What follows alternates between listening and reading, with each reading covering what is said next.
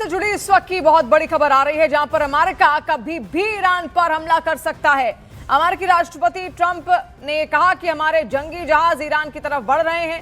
इसके साथ ही उन्होंने कहा है कि अमेरिका और ईरान के बीच बातचीत जारी है और आगे भी बातचीत रखने की योजना है। लेकिन ट्रंप ने सख्त लहजे में चेतावनी भी दी कि अमेरिका के बेहद ताकतवर युद्धपोत ईरान की ओर बढ़ रहे हैं। ट्रंप ने साफ किया है कि अगर इन जहाजों का इस्तेमाल ना करना पड़े तो ये बेहतर होगा, लेकिन जरूरत पड़ी तो अमेरिका पीछे हटेगा नहीं।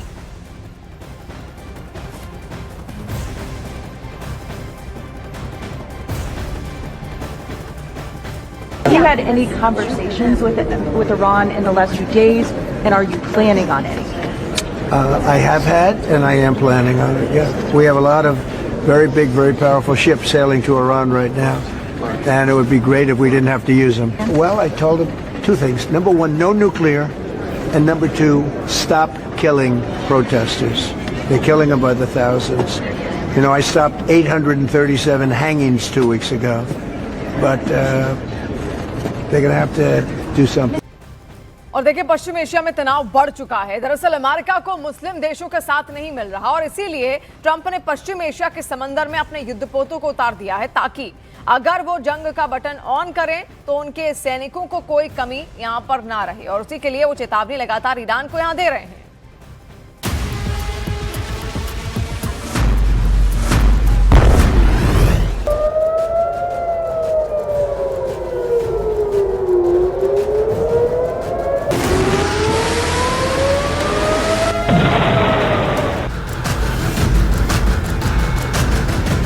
पश्चिम एशिया में विध्वंसक जंग का काउंटडाउन।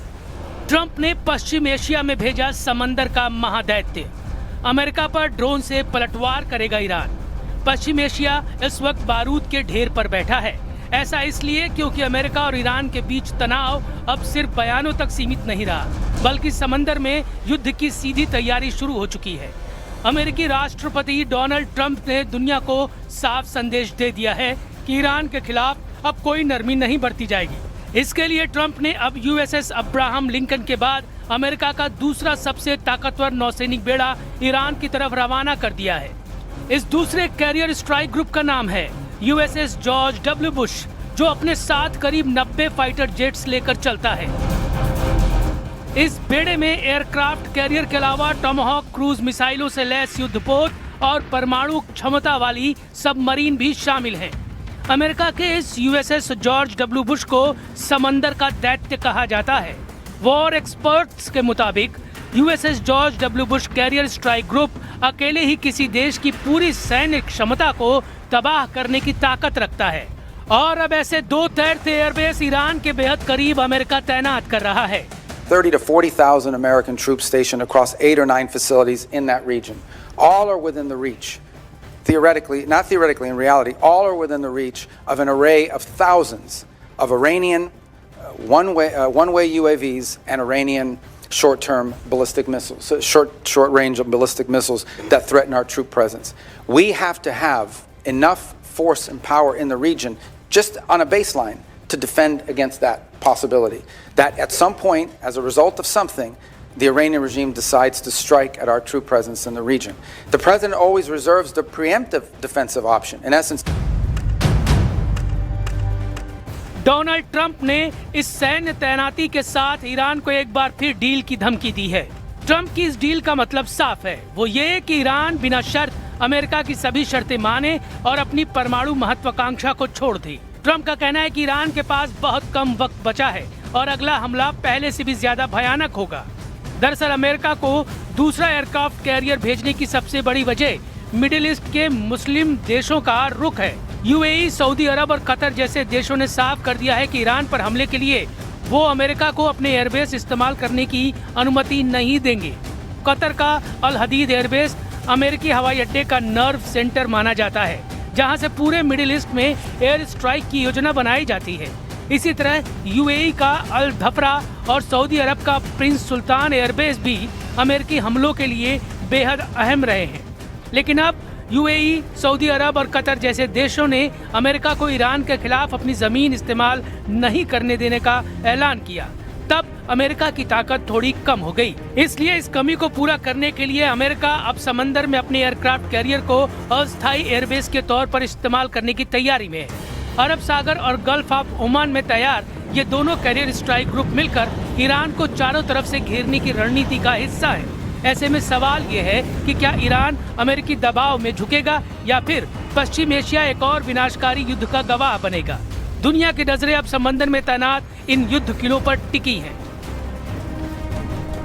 अब आपको दिखाते हैं कि कैसे अमेरिका ने ईरान के चारों तरफ घेरेबंदी कर रखी है। आपको दिखाते हैं कि ईरान के चारों तरफ कहां पर देखिए अब अमेरिकी बेस बसे हुए हैं और 9 सैनिक अड्डे भी मौजूद हैं। देखिए ईरान के अगल बगल के वो देश जहां अमेरिकी सैन्य अड्डे यहां पर हैं, आपको हम तस्वीरों के जरिए दिखा रहे हैं। ये इजराइल है, जॉर्डन है, तुर्की है, सीरिया है, इराक है, कुवैत, सऊदी अरब, यूएई, ओमान, इजिप्ट, आप सोचिए। और इन सब से ईरान लगातार घिरा हुआ है, यानी कि ईरान का जो खास तौर पर जो पूर्वी हिस्सा है और दक्षिणी हिस्सा है वो तो अमेरिका से पहले ही घिरा हुआ है। अब इसके अलावा अगर वहां कुछ बहुत बड़ा होता है तो उसके बाद ईरान के लिए सबसे बड़ी चुनौती यही होगी कि आखिर वो खुद को किस तरीके से बचाएगा। अगर कोई सैन्य कार्रवाई अमेरिका की ओर से की गई तो ईरान के पास बचने के बहुत कम विकल्प वहां पर हैं। और लगातार ट्रंप ये बात कह चुके हैं कि अगर वहां के लोगों को कोई भी दिक्कत यहां हुई, क्योंकि भ्रष्टाचार के चक्कर में वहां कई सारे अब तक प्रोटेस्ट हो चुके हैं।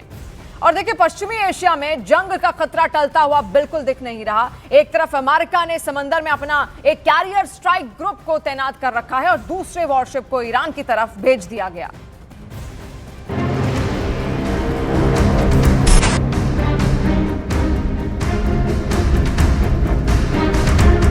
अमेरिका के राष्ट्रपति डोनाल्ड ट्रंप की सैन्य धमकियों के बीच ईरान ने भी पलटवार की तैयारी पूरी कर ली है। अमेरिका जहां विशाल एयरक्राफ्ट कैरियर के दम पर दबाव बनाना चाहता है, वहीं ईरान ने कम लागत लेकिन बेहद खतरनाक रणनीति अपनाई है।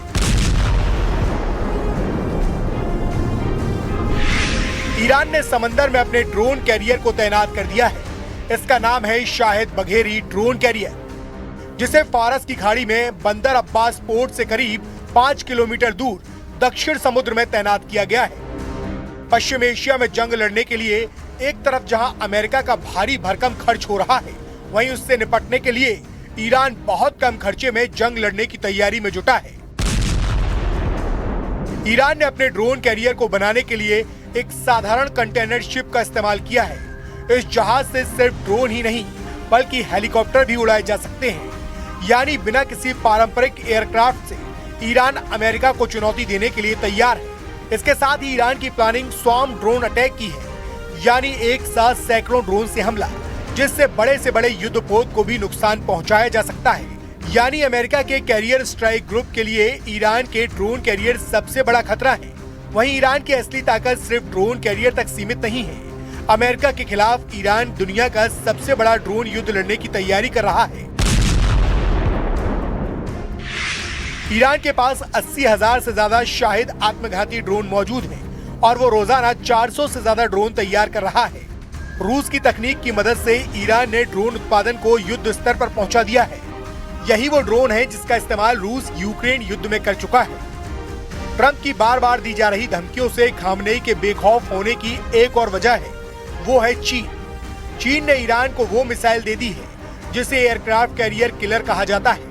इस मिसाइल को खास तौर पर अमेरिकी एयरक्राफ्ट कैरियर को तबाह करने के लिए बनाया गया है। इस मिसाइल का नाम है DF-21D, एक anti ship ballistic missile. DF-21D की रेंज 1500 से 1700 किलोमीटर तक है। इसकी रफ्तार 10,000 किलोमीटर प्रति घंटे से ज्यादा की है। ये मिसाइल लॉन्च के बाद 50 से 100 किलोमीटर तक की ऊंचाई तक जा सकती है और फिर बेहद तेज रफ्तार से सीधे लक्ष्य पर गिरती है। इसे इंटरसेप्ट करना बेहद मुश्किल है और यह सीधे एयरक्राफ्ट कैरियर के फ्लाइट डेक को तबाह कर सकती है। मतलब साफ है, अमेरिका और ईरान के बीच टकराव अब समंदर, आसमान और मिसाइल तीनों मोर्चों पर होगा। दोनों देशों ने तीनों मोर्चों पर जंग की तैयारी कर ली है। यही वजह है कि पश्चिम एशिया एक बार फिर महायुद्ध की दहलीज पर खड़ा नजर आ रहा है।